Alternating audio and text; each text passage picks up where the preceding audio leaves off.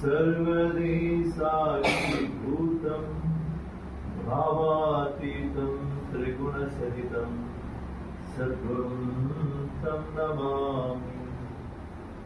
अज्ञानतिमिरान्धस्य ज्ञानाञ्जनशलाकया चक्षुरुन्मीलितं येन तस्मै श्रीगुरवे नमः।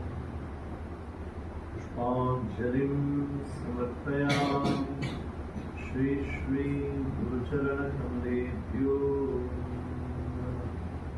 गुरुर्विष्णु गुरुर्देवो महेश्वरः गुरुसाक्षात् परं ब्रह्म तस्मै श्रीगुरवे नमः।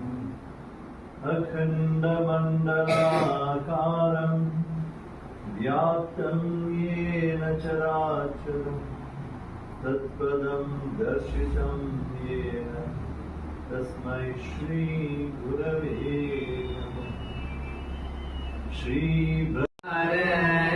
नौकायिताभ्यां गुरुभक्तिदाभ्यां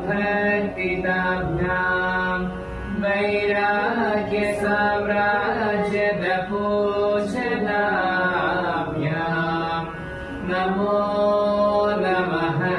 श्री गुरुपादुकाभ्यां कवि यमुना